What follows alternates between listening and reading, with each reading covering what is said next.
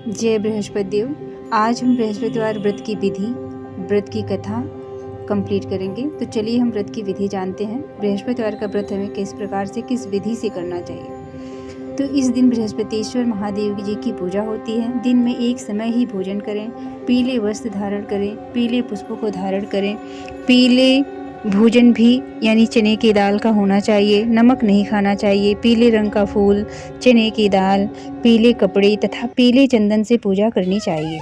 पूजन के पश्चात कथा सुननी चाहिए। इस व्रत के करने से बृहस्पति जी अति प्रसन्न होते हैं तथा धन और विद्या का लाभ होता है। स्त्रियों के लिए यह व्रत अति आवश्यक है।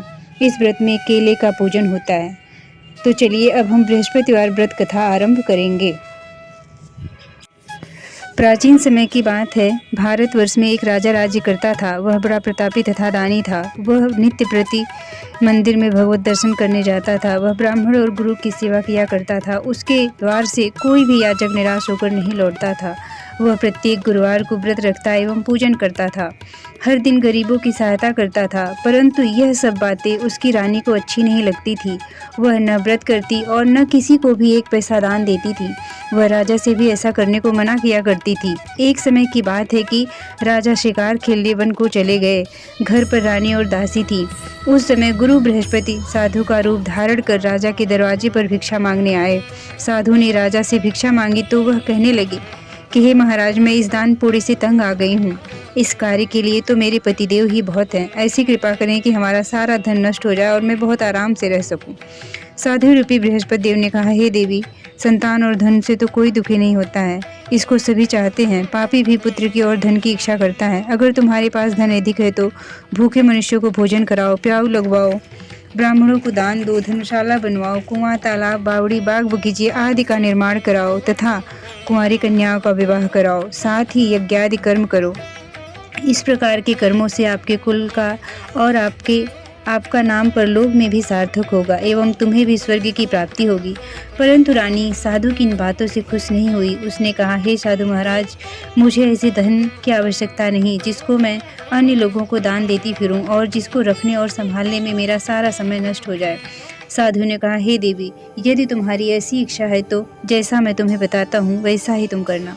बृहस्पतिवार के दिन घर आंगन को गोबर से लीपना, अपने केशों को पीली मिट्टी से धोना, केशों को धोते समय स्नान करना, राजा से कहना कि वह हजामत कराएं, भोजन में मांस मदिरा खाना, कपड़ा धोबी के हाथ धुलने देना। इस प्रकार 7 बृहस्पतिवार करने से तुम्हारा सारा धन नष्ट हो जाएगा। यह कहकर साधु महाराज रूपी बृहस्पति देव अंतर्धान हो गए। रानी ने साधु के बताए अनुसार 7 बृहस्पतिवार तक वैसा ही किया। विचार करने के लिए किया तो साधु के बताए अनुसार करते हुए केवल 3 बृहस्पतिवार ही बीते थे कि उसकी समस्त धन संपत्ति नष्ट हो गई। भोजन के लिए दोनों समय परिवार तरसने लगा तथा सांसारिक दुखों से दुखी रहने लगा तथा राजा रानी से कहने लगा कि हे रानी, तुम यहाँ पर रहो, मैं दूसरे देश को जाता हूँ क्योंकि यहाँ पर मुझे सभी मनुष्य जानते हैं, इसलिए मैं यहाँ पर कोई काम धंधा नहीं कर सकता।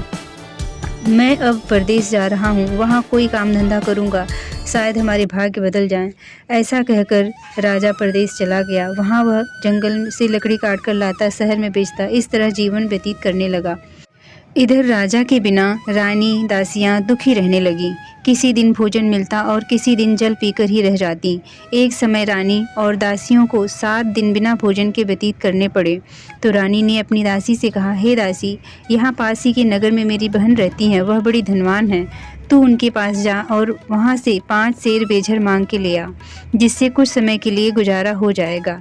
दासी ने रानी की बहन से कहा और उनके पास गई। रानी की बहन उस समय पूजा कर रही थी। बृहस्पतिवार का दिन था। दासी ने रानी की बहन से कहा, हे रानी, मुझे आपकी बहन ने भेजा है, मुझे 5 सेर बेझर दे दो। दासी ने यह बात अनेक बार कही, परंतु रानी की बहन ने कोई उत्तर नहीं दिया क्योंकि उस समय बृहस्पतिवार की कथा सुन रही थी। जब दासी को रानी की बहन से कोई उत्तर नहीं मिला तो वह बहुत दुखी हुई।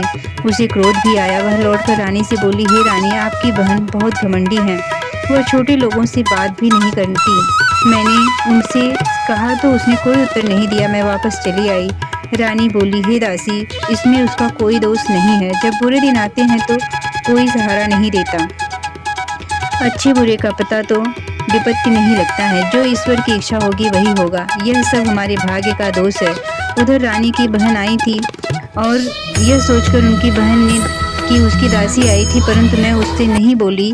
इससे वह बहुत दुखी हुई होगी। और विष्णु भगवान का पूजन समाप्त कर वह अपनी बहन के घर आई और कहने लगी, हे बहन, बृहस्पतिवार का व्रत कर रही थी, तुम्हारी दासी हमारे घर गई थी, परंतु जब तक कथा होती है तब तक हम लोग न उठते हैं न बोलते हैं, इसलिए मैं नहीं बोली। कहो दासी क्यों गई थी? रानी बोली, बहन, हमारे घर में अनाज नहीं था। वैसे तुमसे कोई बात छिपी नहीं है, इसी कारण मैंने दासी को तुम्हारे घर 5 सेर बेजल लेने के लिए भेजा था। रानी की बहन बोली, बहन देखो, बृहस्पति भगवान सबकी मनोकामना पूर्ण करते हैं। देखो, शायद तुम्हारे घर में ही अनाज रखा हो। यह सुनकर दासी घर के अंदर गई तो वहाँ उसे एक घड़ा बेजर का भरा मिला। उसे बड़ी हैरानी हुई, क्योंकि उसने एक एक बर्तन देख लिया था। उसने बाहर आकर रानी से बताया कि दासी अपनी रानी से कहने लगी, हे रानी, देखो, वैसे हमको अन्न नहीं मिलता तो हम रोज ही व्रत करते हैं। अगर इनसे व्रत की विधि और कथा पूछ ली जाए तो उसे हम भी कर लिया करेंगे। दासी के कहने पर रानी ने अपनी बहन से बृहस्पतिवार व्रत के बारे में पूछा। उसकी बहन ने बताया, हे रानी बहन, बृहस्पतिवार को सूर्योदय से पूर्व उठकर स्नान करके बृहस्पतिवार का व्रत करना चाहिए, क्योंकि उस दिन सिर नहीं धोना चाहिए। बृहस्पतिवार के व्रत में चने की दाल और मुनक्कों से विष्णु भगवान का केले की वृक्ष की जड़ में पूजन करें तथा दीपक जलावें।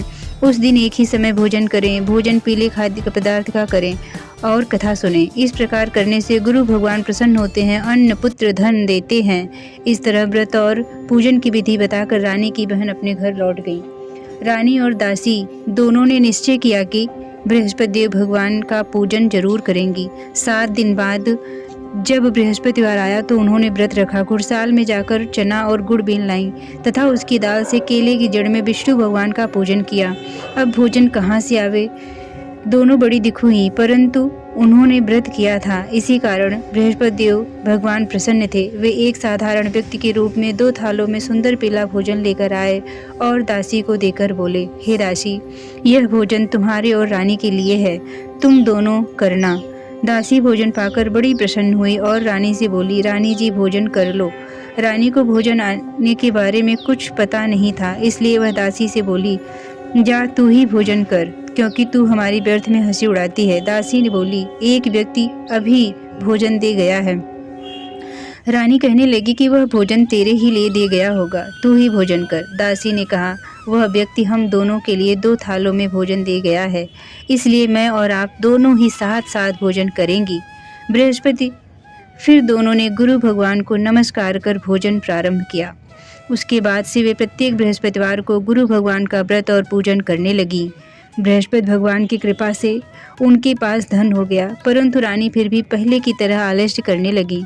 तब दासी बोली, देखो रानी, तुम पहले भी इसी प्रकार आलस्य करती थी, तुम्हें धन को रखने में कष्ट होता था, इस कारण सभी धन नष्ट हो गया। अब गुरु भगवान की कृपा से धन मिला है तो फिर आलस्य होता है।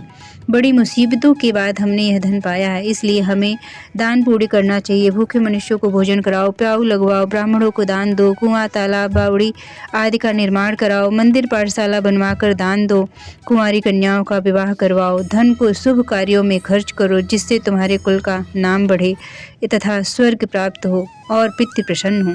दासी की बात मानकर रानी ने इसी प्रकार के कर्म करने प्रारंभ कर दिए, जिससे उसका काफ़ी यश फैलने लगा। एक दिन रानी और दासी आपस में विचार करने लगी कि राजा न जाने किस दशा में होंगे, उनकी कोई खोज खबर नहीं है। गुरु भगवान से उन्होंने प्रार्थना करके रात्रि में कहा। तब गुरु भगवान ने राजा को स्वप्न में कहा, हे राजा, उठ, तेरी रानी तुझको याद करती है, अपने देश को लौट जा। राजा प्रातःकाल उठकर जंगल से लकड़ियाँ काट कर लाने के लिए जंगल की ओर चल पड़ा। जंगल से गुजरते हुए वह सोचने लगा, रानी की गलती से कितने दुख भोगने पड़े, राजपाट छोड़कर उसे जंगल में आकर रहना पड़ा, जंगल से लकड़ियाँ काटकर उन्हें बेचकर गुजारा करना पड़ा। उसी समय उस जंगल में बृहस्पति देव का एक साधु का रूप धारण कर आए और राजा के पास आकर बोले, हे लकड़हारे, तुम इस सुनसान जंगल में चिंतामग्न बैठे हो, मुझे बतलाओ। यह सुनकर राजा के नेत्रों में जल भर आया और साधु की वंदना कर बोला, हे प्रभु, आप सब कुछ जानने वाले हैं। इतना कहकर राजा ने साधु को अपनी संपूर्ण कहानी सुना दी। महात्मा तो स्वभाव से ही दयालु होते हैं। वे राजा से बोले, हे राजा, तुम्हारी पत्नी ने बृहस्पति देव के प्रति अपराध किया था, जिसके कारण तुम्हारी यह दशा हुई। अब तुम किसी प्रकार की चिंता मत करो, भगवान तुम्हें पहले से भी अधिक धन देंगे। दीदी ऐसा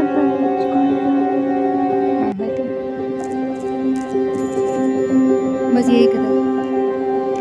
देखो, तुम्हारी पत्नी ने बृहस्पतिवार का व्रत करना प्रारंभ कर दिया है। अब तुम भी बृहस्पतिवार का व्रत करके चने की दाल व गुड़ और जल को लोटे में डालकर केले के पत्ते में भगवान विष्णु का पूजन करो।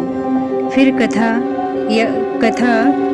कहो या सुनो, भगवान तुम्हारी सब कामनाओं को पूर्ण करेंगे। साधु को प्रसन्न देखकर राजा बोला, हे प्रभु, मुझे लकड़ी बेचकर इतना पैसा भी नहीं बचता जिससे भोजन के उपरांत मैं कुछ बचा सकूं। मैंने रात्रि में अपनी रानी को व्याकुल देखा है। मेरे पास कोई साधन नहीं जिससे मैं उसका समाचार जान सकूं। फिर मैं बृहस्पतिवार की कौन सी कहानी कहूँ या सुनूं? मुझको तो कुछ भी मालूम नहीं है। साधु ने कहा, हे राजा, तुम किसी बात की चिंता मत करो। बृहस्पतिवार के दिन तुम रोजाना की तरह लकड़ियाँ लेकर शहर को जाओ। तुम्हें रोज से दुगना धन प्राप्त होगा, जिससे तुम भली भांति भोजन कर लोगे तथा बृहस्पति देव की पूजा का सामान भी आ जाएगा। बृहस्पति देव की कथा इस प्रकार है। इस प्रकार हमने बृहस्पति देव की कथा को समाप्त किया। आशा करती हूँ कि यह कथा बहुत ही लाभदायक होगी सारे भक्तजनों के लिए। जो भी भक्तजन बृहस्पति देव का व्रत रखते हैं, बृहस्पतिवार के दिन विष्णु भगवान का पूजन करते हैं, यह कथा कहनी अति आवश्यक होती है।